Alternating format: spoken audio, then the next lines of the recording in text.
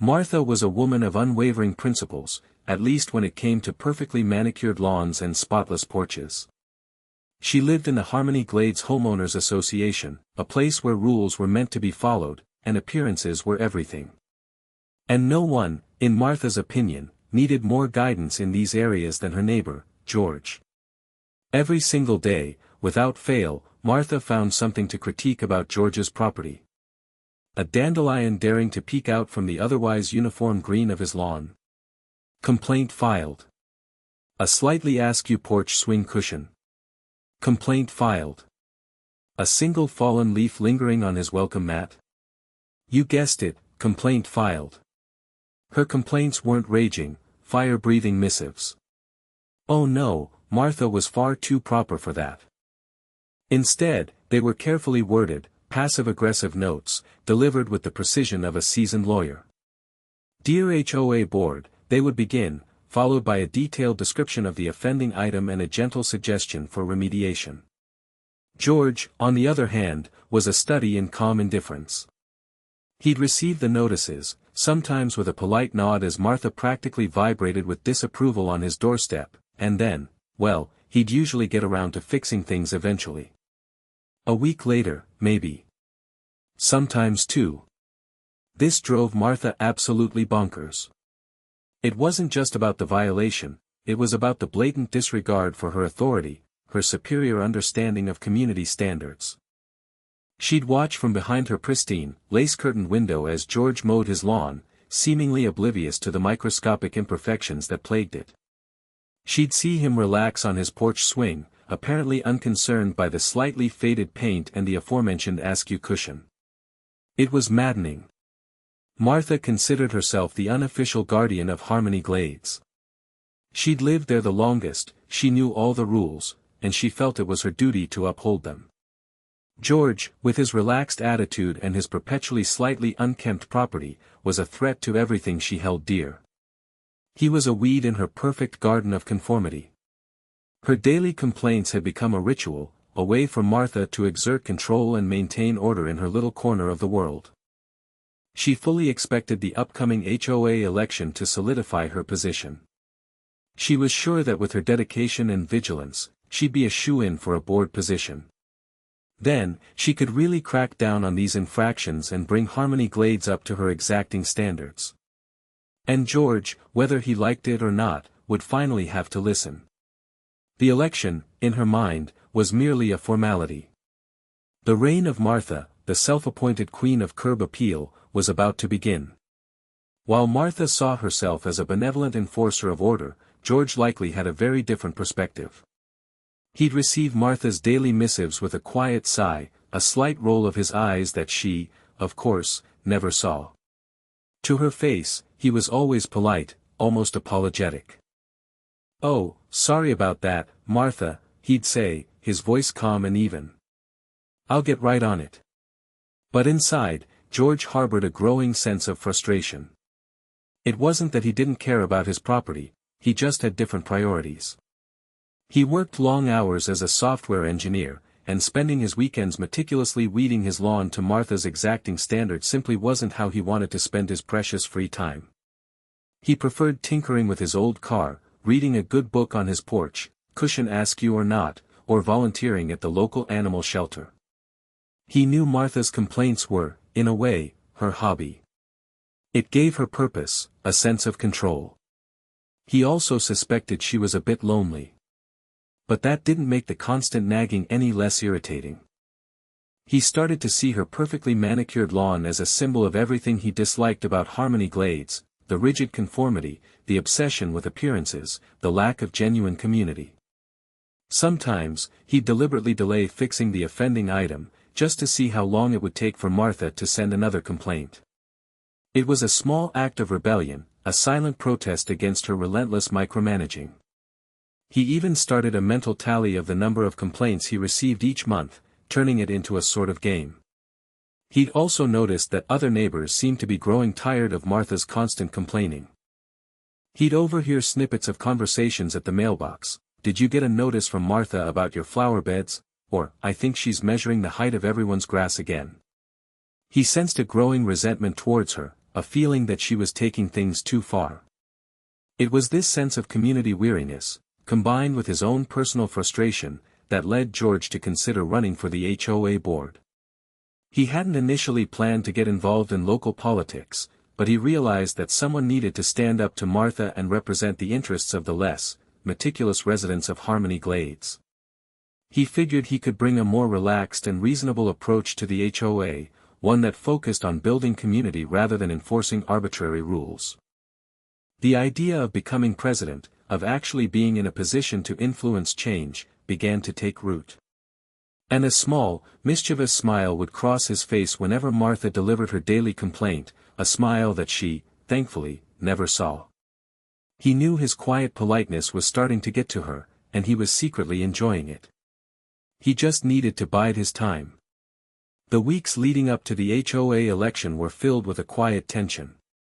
Martha, completely unaware of George's secret ambitions, was busy solidifying her perceived support. She baked cookies for her closest allies, strategically complementing their perfectly trimmed hedges and weed-free flower beds. She organized a neighborhood cleanup, making sure to assign George the task of collecting trash along the least visible street, a task she felt was beneath her. She even went door to door, politely reminding her neighbors of the importance of upholding community standards and hinting at her plans to improve Harmony Glades if elected. Her speeches were carefully crafted to appeal to the most appearance-conscious residents, emphasizing the importance of property values and the need to maintain a harmonious aesthetic.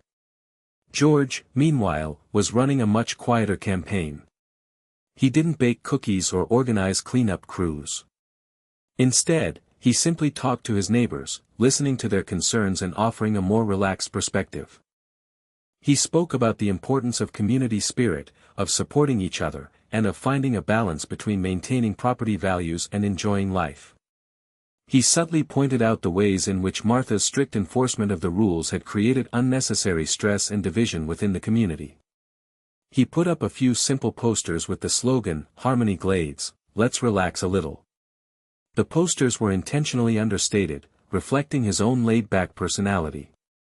He knew he couldn't compete with Martha's meticulously planned campaign on her own terms. He had to appeal to a different set of values, to the growing desire for a more relaxed and tolerant community.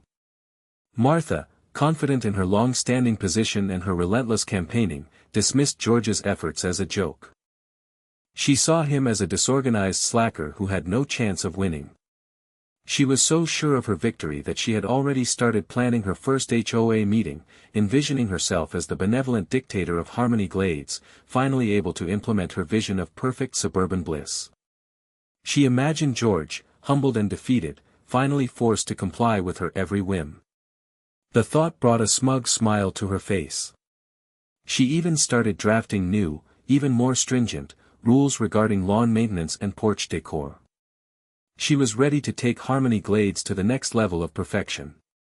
Little did she know, a storm was brewing, and her reign was about to be washed away. The HOA meeting was going to be more interesting than she could ever imagine. The night of the HOA meeting arrived, thick with anticipation. Martha, dressed in her most professional blazer and perfectly coiffed hair, arrived early to secure a prominent seat near the front. She surveyed the room, nodding confidently to her supporters, mentally calculating the votes she was sure to receive. She even brought a detailed agenda for her first 100 days in office, outlining her plans to revolutionize Harmony Glades. When it was her turn to speak, Martha approached the podium with an air of authority. She launched into a well-rehearsed speech about the importance of maintaining community standards, the need for stricter enforcement of the rules, and the vital role of the HOA in protecting property values. She spoke of harmonious living and shared responsibility, but her words were laced with subtle digs at George and others who, in her opinion, weren't pulling their weight. "We must ensure," she declared, her voice ringing with conviction, "that everyone adheres to the established guidelines. A single unkempt lawn, a single faded porch, can undermine the entire community. We must be vigilant, proactive, and unwavering in our commitment to excellence." She paused for dramatic effect, scanning the room for nods of agreement. She then subtly referenced George's habit of leaving his trash cans out a little too long, his slightly overgrown bushes, and the persistent askewness of his porch swing cushion. She didn't mention him by name, of course. That would be uncouth. But everyone knew who she was talking about. A few people chuckled nervously, while others shifted uncomfortably in their seats. Martha concluded her speech with a call to action, urging her neighbors to vote for her and help her create a truly harmonious community. She stepped down from the podium, beaming with confidence, certain that she had sealed the deal. She glanced over at George, who was sitting quietly in the back, seemingly unfazed by her pointed remarks. She smirked inwardly, assuming he was simply resigned to his inevitable defeat. She couldn't have been more wrong. The look on George's face was not one of resignation, but rather one of quiet amusement.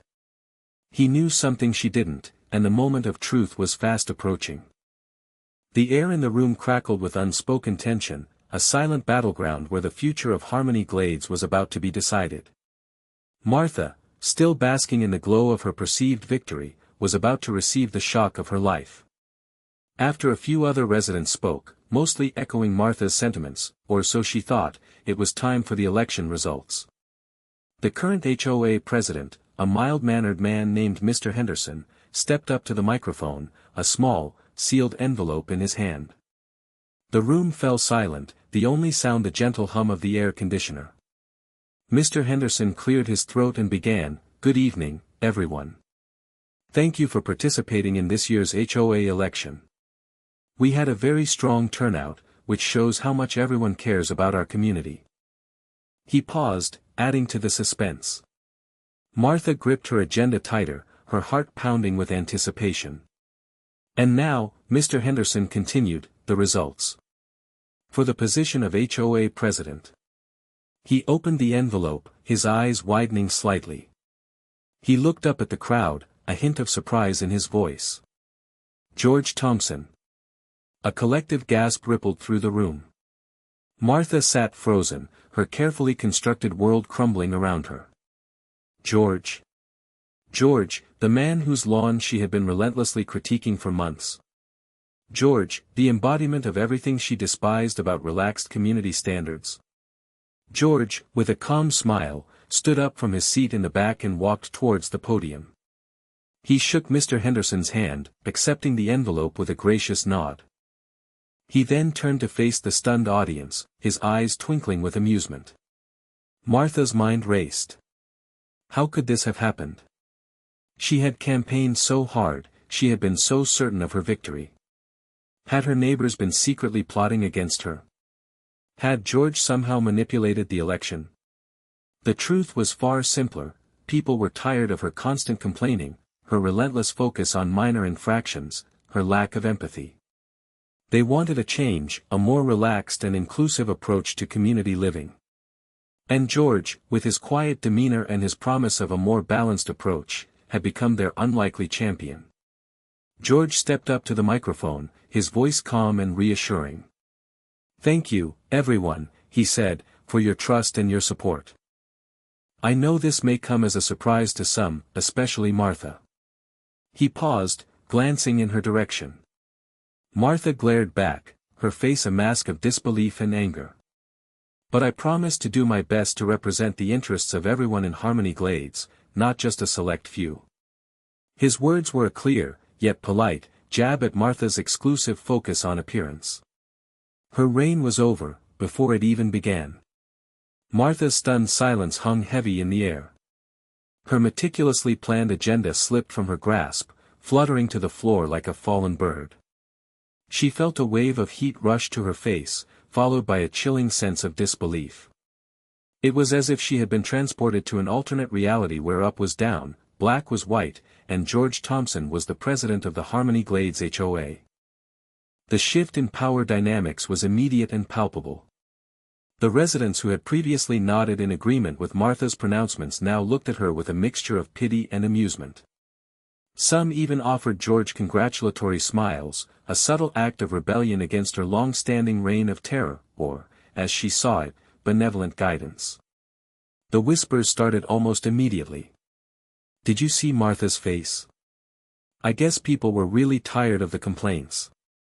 Maybe we can finally relax a little around here." Martha could hear every word, each one a tiny dagger twisting in her heart. She tried to regain her composure, to salvage some semblance of dignity from the wreckage of her shattered dreams. She straightened her blazer, smoothed her hair, and forced a tight smile. But the effort was futile. The shock of George's victory had stripped her of her usual authority, leaving her feeling vulnerable and exposed.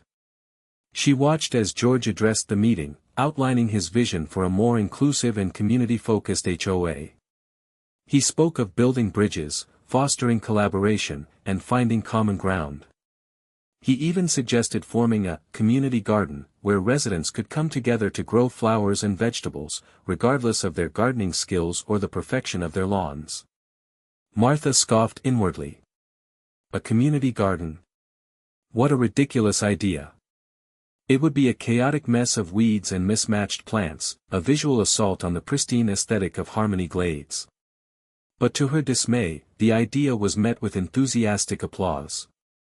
People seemed genuinely excited about the prospect of working together, of creating something beautiful and meaningful, regardless of its perfect uniformity. As George continued to speak, Martha realized that her reign was not just over, it had been decisively rejected. The community had spoken, and they had chosen a different path, a path that led away from her rigid rules and towards a more relaxed and tolerant future. She was no longer the queen of curb appeal, she was simply a disgruntled resident, sitting in the back of the room, watching her carefully constructed world crumble before her eyes. The humiliation was almost unbearable. She wanted to disappear, to crawl into a hole and never come out. But she knew she couldn't. She had to face the music, to endure the stares and the whispers, to witness the dismantling of everything she had worked so hard to achieve. And worst of all, she had to accept the fact that George Thompson, the man she had relentlessly complained about, was now her boss. George, now officially the HOA president, had to make a decision. He could use his newfound power to retaliate against Martha, to make her life miserable in the same way she had made his. He could start nitpicking her perfectly manicured lawn, pointing out every microscopic imperfection. He could even propose a new rule requiring all residents to paint their houses a different color, just to spite her. But that wasn't George's style. He wasn't interested in revenge or petty power plays. He wanted to build a better community, not tear it apart. So, in his first official act as president, he proposed a new initiative, the Harmony Glades Community Kindness Project. He explained that the project would focus on promoting acts of kindness and neighborly support within the community. It would involve organizing volunteer events, such as helping elderly residents with yard work, collecting donations for local charities, and simply reaching out to neighbors in need. He emphasized that the goal was to create a more caring and compassionate community, where everyone felt valued and supported. Martha, still reeling from her defeat, listened with a mixture of skepticism and bewilderment. Kindness. Compassion. These were not words that had ever featured prominently in her vocabulary, at least not when it came to community governance. She saw kindness as a weakness, a sign of laziness or lack of standards. But she couldn't deny that George's proposal was resonating with the other residents. They seemed genuinely enthusiastic about the idea of creating a more supportive community. George then announced that he was forming a committee to oversee the Community Kindness Project and that he was inviting all residents to participate. He even specifically mentioned Martha, saying that her attention to detail and organizational skills would be a valuable asset. Martha was taken aback. Was George actually trying to be nice to her? After all she had done to him? It was almost insulting. She was about to refuse, to tell him that she had no interest in his ridiculous kindness project, when she saw the expectant looks on the faces of the other residents. They were waiting to see how she would respond, whether she would embrace George's vision or continue to cling to her old ways. Reluctantly, Martha nodded her head. I suppose I could help, she said, her voice barely audible. George smiled warmly. Great, he said. I knew I could count on you, Martha. And with that, Martha found herself, against her better judgment, drawn into George's web of kindness. She was still suspicious of his motives, still convinced that his relaxed approach to community governance was a recipe for disaster. But she couldn't deny that there was something appealing about the idea of creating a more supportive and compassionate community. And she couldn't shake the feeling that maybe, just maybe, George Thompson wasn't such a bad guy after all. Perhaps there was more to Harmony Glades than perfectly manicured lawns and spotless porches. Perhaps there was room for a little kindness, a little compassion, and even a little imperfection. Martha found it incredibly difficult to adjust to George's leadership. Every decision he made, every initiative he proposed, seemed to fly in the face of everything she believed in.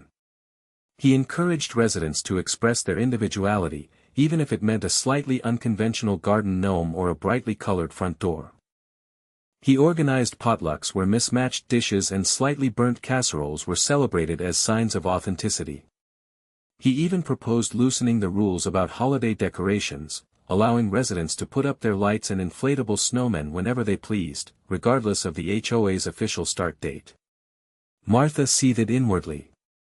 It was chaos. Anarchy. The very fabric of Harmony Glades was unraveling before her eyes. She longed for the days when she could simply fire off a complaint about a misplaced trash can or an unweeded flower bed. But now, as a member of the Community Kindness Project Committee, she was expected to smile and nod and pretend to support George's ridiculous ideas. She tried to offer constructive criticism, of course. She pointed out the potential safety hazards of allowing inflatable snowmen to obstruct sidewalks. She warned about the dangers of mismatched dishes spreading germs at potlucks. She even drafted a revised version of the holiday decoration rules, complete with a detailed schedule and a strict list of approved decorations. But George, with his infuriatingly calm demeanor, simply smiled and thanked her for her input. He acknowledged her concerns but gently steered the conversation back to the importance of kindness, compassion, and community spirit. He even suggested that Martha could use her expertise to create a safety tips for holiday decorations pamphlet, a task that she reluctantly accepted. As the weeks passed, Martha found herself increasingly isolated. Her old allies, the residents who had once eagerly supported her strict enforcement of the rules, now seemed to be avoiding her. They were drawn to George's positive energy and his inclusive vision. They were enjoying the potlucks, the volunteer events, and even the slightly chaotic holiday decorations. Martha felt like an outsider, a relic of a bygone era.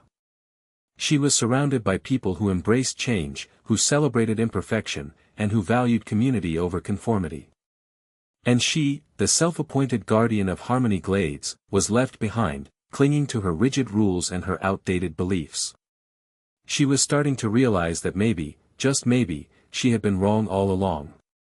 But admitting that, even to herself, was the hardest thing she had ever done.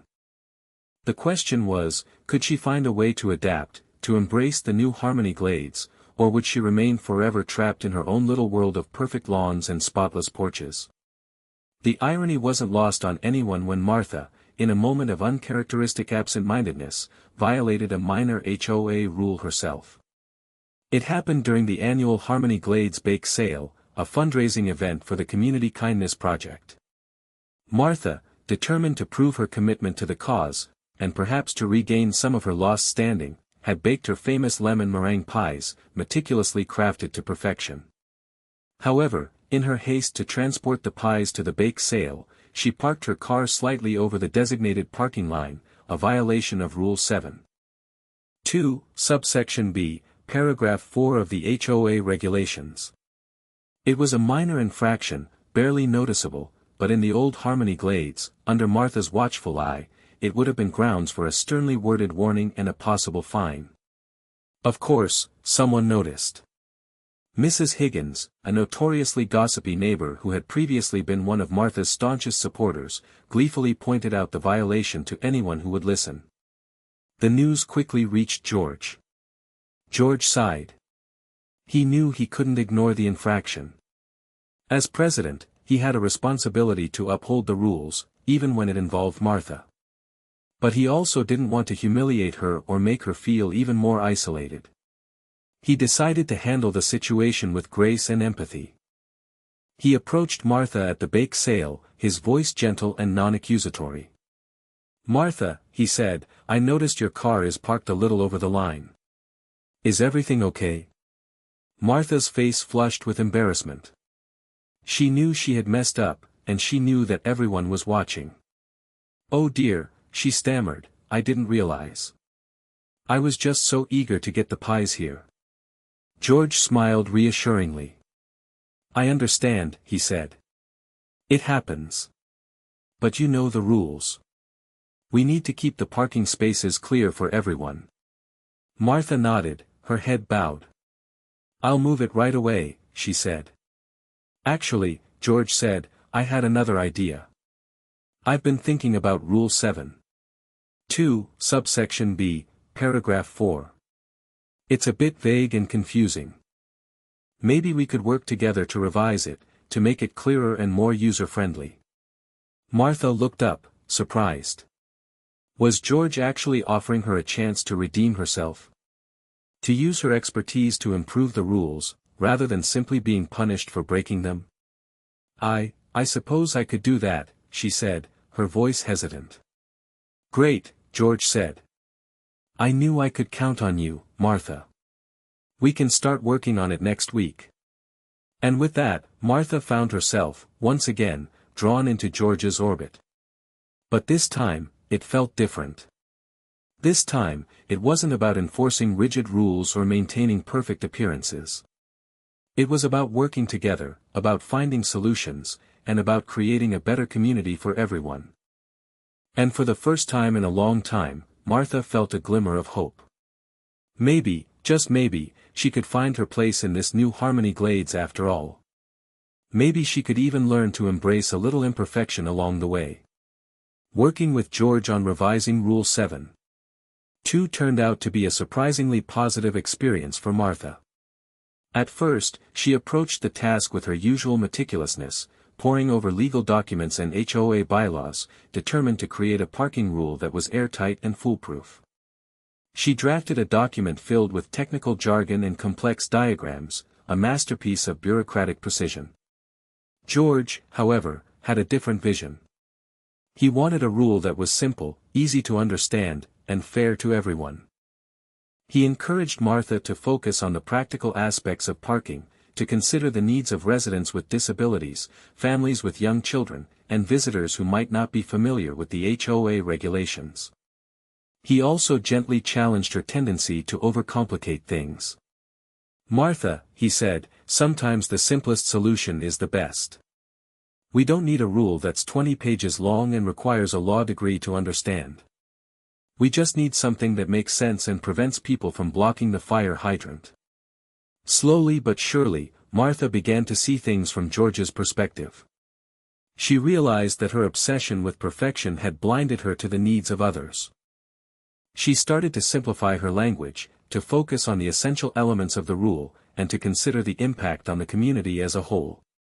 She and George spent hours discussing the rule, debating different options, and brainstorming creative solutions. They even surveyed the residents, asking for their input and feedback.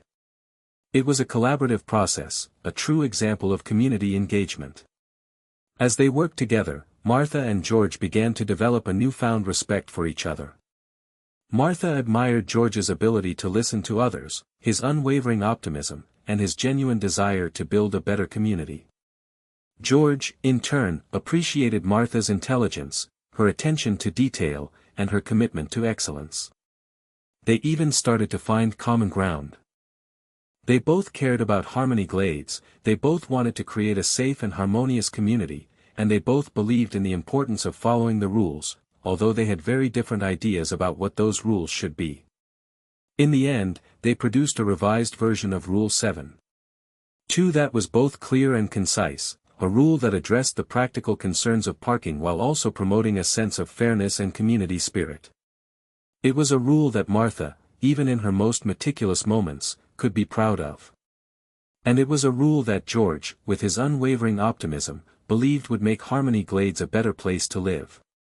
The process had started out as a chore, a way for George to address Martha's parking infraction without humiliating her. But it had evolved into something much more meaningful, a bridge between two very different people, a symbol of hope for a more united and compassionate community. The success of the revised parking rules sparked a newfound sense of collaboration in Harmony Glades. Residents who had previously been divided by Martha's strict enforcement of the rules began to come together, working on various community projects and initiatives. The community garden, once a source of apprehension for Martha, blossomed into a vibrant and thriving space, filled with colorful flowers, fragrant herbs, and a diverse array of vegetables. Residents of all ages and backgrounds worked side by side, sharing gardening tips, swapping recipes, and building friendships. Martha, initially hesitant to participate, eventually found herself drawn to the garden's communal spirit. She started by offering her expertise on soil composition and pest control, but soon she was planting seeds, weeding rows, and even sharing her famous lemon meringue pie at the garden's weekly potlucks. She discovered that she enjoyed working alongside her neighbors, that she valued their opinions and their friendship. She realized that there was more to life than perfectly manicured lawns and spotless porches, that true harmony came from building relationships and supporting each other. George, meanwhile, continued to lead the HOA with his calm and inclusive style. He encouraged residents to express their creativity, to embrace their individuality, and to celebrate their differences. He organized community events that brought people together, from neighborhood barbecues to holiday sing-alongs. He also made sure to acknowledge Martha's contributions, publicly thanking her for her hard work on the parking rule and for her dedication to the community garden. He even appointed her to a newly created Community Standards Advisory Committee, a group tasked with reviewing the HOA regulations and recommending changes that would promote fairness and inclusivity. Martha, initially skeptical of the committee's purpose, found herself embracing the challenge. She used her knowledge of the rules to identify areas that were outdated, ambiguous, or unnecessarily restrictive. She worked with other residents to draft revisions that were both practical and compassionate, rules that protected property values while also respecting individual freedoms. Slowly but surely, Martha transformed from the self-appointed guardian of Harmony Glades into a valued member of the community. She learned to let go of her obsession with perfection, to embrace the beauty of imperfection, and to value the power of human connection. She even started to relax a little, to enjoy the potlucks, the holiday decorations, and even the occasional askew porch swing cushion. The change in Martha was remarkable, a testament to the power of kindness, compassion, and community spirit. And it all started with a parking ticket and a president who chose to lead with grace instead of retribution. One sunny afternoon, Martha and George found themselves working side by side in the community garden, planting a row of sunflower seeds. The air was filled with the sweet scent of blooming flowers and the gentle buzz of bees. It was a far cry from the tense and adversarial relationship they had once shared. "You know, George," Martha said, pausing to wipe her brow, "I have to admit, I was wrong about a lot of things. I was so focused on the rules, on the appearances, that I forgot what really matters." George smiled knowingly.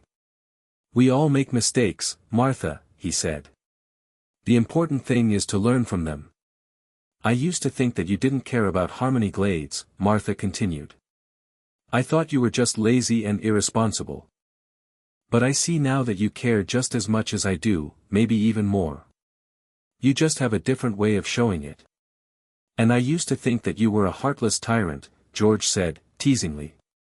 "But I see now that you have a good heart, Martha. You just needed a little nudge in the right direction." They both laughed, a genuine and heartfelt laugh that echoed through the garden. It was a laugh that symbolized the transformation they had both undergone, the journey they had taken from adversaries to friends. As they continued to plant the sunflower seeds, Martha noticed that George's porch swing cushion was still askew. It was a small detail, barely noticeable, but in the old days, it would have been enough to send her into a fit of righteous indignation. But this time, she simply smiled. "You know, George," she said, "that porch swing cushion is still crooked." George shrugged. "I'll get around to fixing it eventually," he said. "But it's not really a priority. Martha reached over and straightened the cushion herself. "There," she said. "That's better." George looked at her, surprised. "You didn't have to do that, Martha," he said. "I know," Martha said. "But I wanted to. Besides," she added with a wink, "it was bothering me." They both smiled again, a silent understanding passing between them. The feud was finally over. The complaints had ceased. And Harmony Glades, thanks to a little kindness, a little compassion, and a lot of hard work, had finally found its true harmony. Martha and George, once bitter enemies, had become unlikely friends, united by their shared love for their community and their commitment to building a better future, one sunflower seed at a time.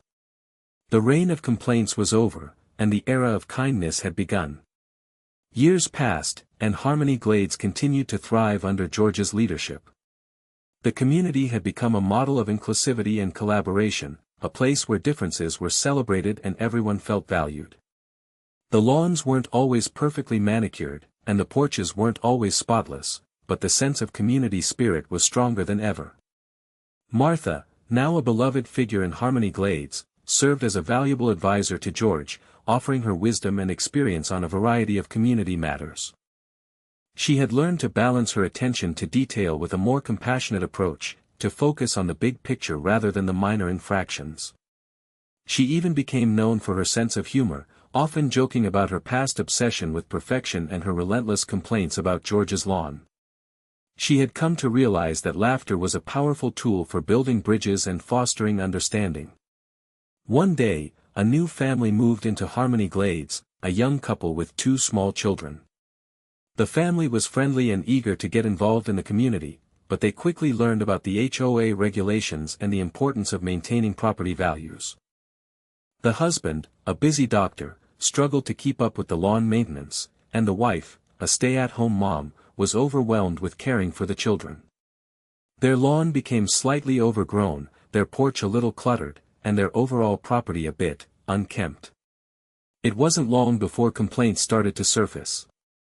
Some of the older residents, those who had known Martha in her earlier days, grumbled about the declining standards of Harmony Glades. They urged Martha to intervene, to remind the new family of their responsibilities. Martha, however, had a different approach. She approached the new family with a smile and a plate of her famous lemon meringue cookies. She offered to help them with their lawn maintenance, to share her gardening tips, and to introduce them to other families in the community. She explained to them the importance of following the HOA regulations, but she also emphasized the value of community spirit and the importance of supporting each other. She told them about her own transformation, about how she had learned to let go of her obsession with perfection and to embrace the beauty of imperfection. The new family was touched by Martha's kindness and her willingness to help. They eagerly accepted her offer, and soon they were integrated into the Harmony Glades community. The husband found time to mow the lawn, the wife organized a play date for the children, and the family as a whole became active participants in the community kindness project. As Martha watched the new family thrive, she realized that her journey had come full circle. She had started out as the self-appointed guardian of Harmony Glades, enforcing the rules with unwavering zeal. But she had ended up as a beacon of kindness and compassion, welcoming newcomers and building bridges between neighbors. The reign of complaints was long over, and the era of kindness had firmly taken root. And Martha, once the symbol of rigid conformity, had become the heart and soul of a truly harmonious community. The end.